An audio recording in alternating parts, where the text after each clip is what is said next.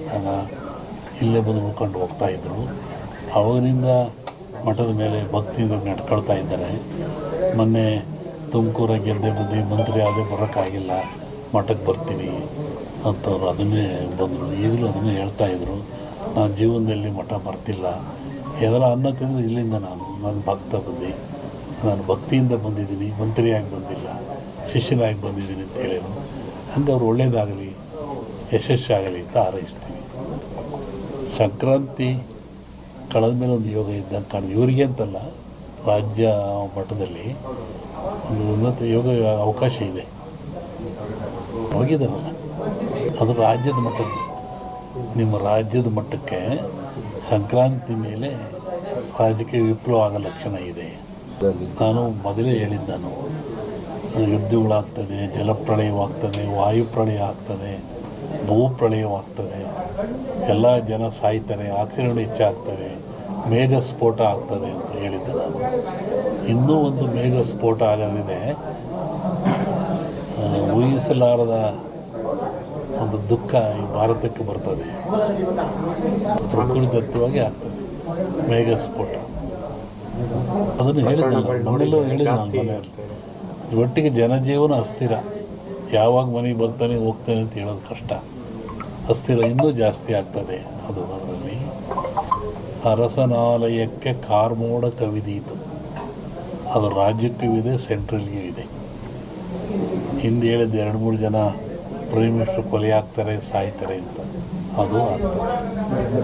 ಸಂವತ್ಸರ ಪರದಲ್ಲಿ ಕಷ್ಟ, ಗುಣ ಲಕ್ಷಣ. ದ್ವೇಷ, ಅಸೂಯೆ ಈ ಮಧ್ಯೆ ಒಂದಿಬ್ಬರು ಬಲಿ ಆಗ್ತಾರೆ. ಹೇಳಿದ್ದಲ್ಲ, ಸಂಕ್ರಾಂತಿ ಮೇಲೆ ವಿಪ್ಲವ ಆಗೋ ಲಕ್ಷಣ ಇದೆ. ಇಲ್ಲ ಸರ್, ಸಿದ್ದರಾಮಯ್ಯಗೆ ತೊಂದರೆ ಇಲ್ಲ. ಮೂಡ ಬರುತ್ತೆ, ಮೂಡ ಹೋಗುತ್ತೆ ಅಷ್ಟೆ. ಏನು ಆಶೀರ್ವಾದ ಬಂದರೆ ಆಶೀರ್ವಾದ ಆಗ್ತದೆ. ಜಗತ್ತಿನ ಸುದ್ದಿ ಈಗಲೂ ಇದೆ. ಅವಾಗ ಸಂಕ್ರಾಂತಿ ಒಳಗೆ ಮೇಘ ಸ್ಫೋಟ ಅನ್ನಲ್ಲ, ರಾಜಕೀಯ ವಿಪ್ಲವ ಇನ್ನೊಂದು ಸತಿ ಥರ ಆಕ್ಸಿಡೆಂಟು ಆಗೋ ಲಕ್ಷಣ ಇದೆ.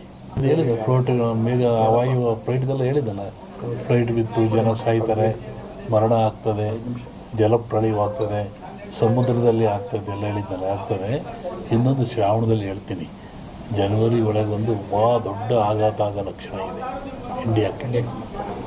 ಸೂಳೆಯ ಮಗನುಟ್ಟಿ, ಇದನ್ನು ಇಟ್ಕೊಂಡಿರಿ, ಪರಿಹಾರ ಮುಂದೆ ಹೇಳ್ತೀನಿ. ಸೂಳೆಯ ಮಗನುಟ್ಟಿ ಆಳುವನು ಮುನಿಪುರವ, ಯುದ್ಧವಿಲ್ಲದ ಮಡಿಯೇ ಪುರವಲ್ಲ ಕೂಳಾದೀತು.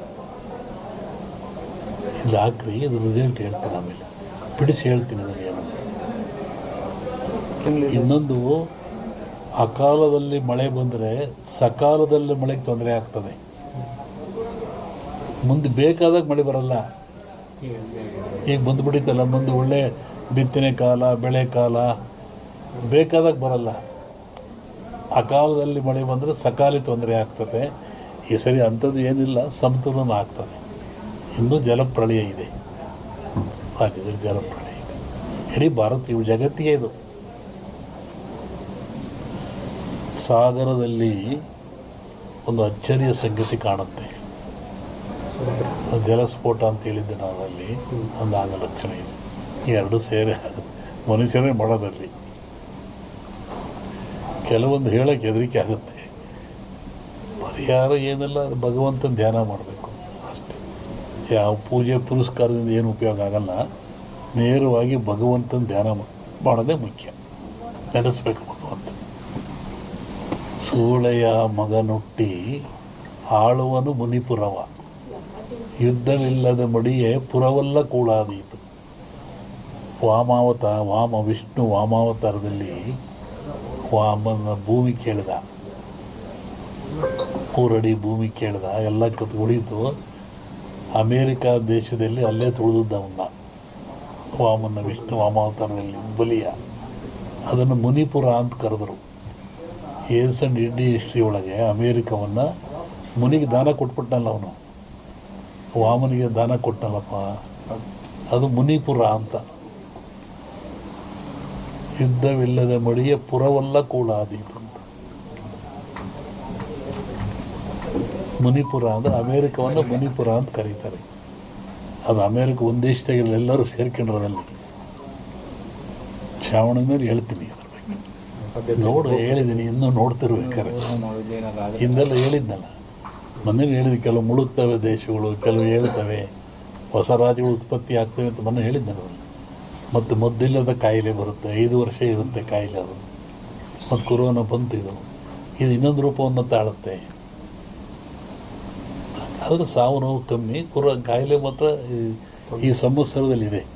ಹೊಸ ರೋಗ ಉತ್ಪತ್ತಿಯಾಗಿ ಉಸಿರಿಗೆ ಸಂಬಂಧಪಟ್ಟದ್ದು ಜನ ಆ ಥರ ಸಾಯ್ತಾರೆ. ಆಗ ಭೂಮಿ ಹೇಳಿದ, ಭೂಮಿ ಗುಡ್ಡ ಬಿಡಿ ಉಳ್ತವೆ ಅಂತ ಹೇಳಿದ್ದು ನಾನು.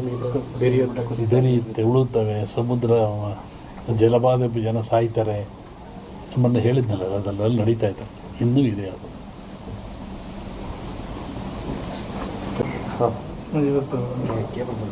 ಹೇಳಿ. ಸಚಿವರು ಭೇಟಿ ಕೊಟ್ಟವರು ಕೇಂದ್ರ ಸಚಿವರಾದ್ಮೇಲೆ ಅವರು ಸೋಮಣ್ಣವರು ಸುಮಾರು 30-40 ವರ್ಷಗಳಿಂದ ಇಲ್ಲಿಗೆ ಬರ್ತಾ ಇದ್ದಾರೆ. ಅವರು ಏನೂ ಅಧಿಕಾರದಲ್ಲೇ ಇದ್ದಾಗ, ಜನತಾ ಬಜಾರ್ನಲ್ಲಿ ಕೆಲಸ ಮಾಡ್ತಿದ್ದಾಗ ಇಲ್ಲೇ ಬಂದು ಉಳ್ಕೊಂಡು ಹೋಗ್ತಾಯಿದ್ರು. ಅವಾಗಿನಿಂದ ಮಠದ ಮೇಲೆ ಭಕ್ತಿಯಿಂದ ನಡ್ಕೊಳ್ತಾ ಇದ್ದಾರೆ.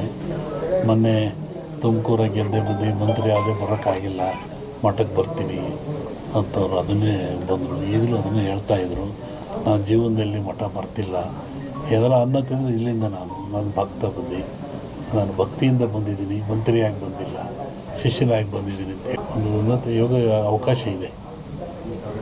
ಹೋಗಿದ್ದಾರಲ್ಲ, ಅದು ರಾಜ್ಯದ ಮಟ್ಟದ್ದು. ನಿಮ್ಮ ರಾಜ್ಯದ ಮಟ್ಟಕ್ಕೆ ಸಂಕ್ರಾಂತಿ ಮೇಲೆ ರಾಜಕೀಯ ವಿಪ್ಲವ ಆಗೋ ಲಕ್ಷಣ ಇದೆ. ನಾನು ಮೊದಲೇ ಹೇಳಿದ್ದೆ, ಯುದ್ಧಗಳಾಗ್ತದೆ, ಜಲಪ್ರಳಯವಾಗ್ತದೆ, ವಾಯುಪ್ರಳಯ ಆಗ್ತದೆ, ಭೂಪ್ರಳಯವಾಗ್ತದೆ, ಎಲ್ಲ ಜನ ಸಾಯ್ತಾರೆ, ಆಕ್ರಮಣ ಹೆಚ್ಚಾಗ್ತವೆ, ಮೇಘ ಸ್ಫೋಟ ಆಗ್ತದೆ ಅಂತ ಹೇಳಿದ್ದೆ ನಾನು. ಇನ್ನೂ ಒಂದು ಮೇಘ ಸ್ಫೋಟ ಆಗೋದ್ರಿದೆ, ಊಹಿಸಲಾರದ ಒಂದು ದುಃಖ ಈ ಭಾರತಕ್ಕೆ ಬರ್ತದೆ. ಪ್ರಕೃತಿದತ್ತವಾಗಿ ಆಗ್ತದೆ ಮೇಘ ಸ್ಫೋಟ. ಅದನ್ನು ಹೇಳಿದ್ದೆ ಮನೆಯಲ್ಲೂ ಹೇಳಿದ್ದೆ ನಾನು ಮನೆಯಲ್ಲಿ. ಒಟ್ಟಿಗೆ ಜನಜೀವನ ಅಸ್ಥಿರ, ಯಾವಾಗ ಮನೆಗೆ ಬರ್ತಾನೆ ಹೋಗ್ತಾನೆ ಅಂತ ಹೇಳೋದು ಕಷ್ಟ. ಅಸ್ಥಿರ ಇನ್ನೂ ಜಾಸ್ತಿ ಆಗ್ತದೆ. ಅದು ಅದರಲ್ಲಿ ಅರಸನಾಲಯಕ್ಕೆ ಕಾರ್ಮೋಡ ಕವಿದೀತು. ಅದು ರಾಜ್ಯಕ್ಕೂ ಇದೆ, ಸೆಂಟ್ರಲ್ಗೂ ಇದೆ. ಹಿಂದೆ ಹೇಳಿದ್ದು 2-3 ಜನ ಪ್ರೈಮ್ ಮಿನಿಸ್ಟರ್ ಕೊಲೆ ಆಗ್ತಾರೆ, ಸಾಯ್ತಾರೆ ಅಂತ. ಅದು ಆಗ್ತದೆ. ಸಂವತ್ಸರ ಪರದಲ್ಲಿ ಕಷ್ಟ, ಗುಣಲಕ್ಷಣ, ದ್ವೇಷ, ಅಸೂಯೆ. ಈ ಮಧ್ಯೆ ಒಂದಿಬ್ಬರು ಬಲಿ ಆಗ್ತಾರೆ. ಹೇಳಿದ್ದಲ್ಲ, ಸಂಕ್ರಾಂತಿ ಮೇಲೆ ವಿಪ್ಲವ ಆಗೋ ಲಕ್ಷಣ ಇದೆ. ಇಲ್ಲ ಸರ್, ಸಿದ್ದರಾಮಯ್ಯಗೆ ತೊಂದರೆ ಇಲ್ಲ, ಮೂಡ ಬರುತ್ತೆ, ಮೂಡ ಹೋಗುತ್ತೆ ಅಷ್ಟೇ. ಏನು ಆಶೀರ್ವಾದ ಬಂದರೆ ಆಶೀರ್ವಾದ ಆಗ್ತದೆ.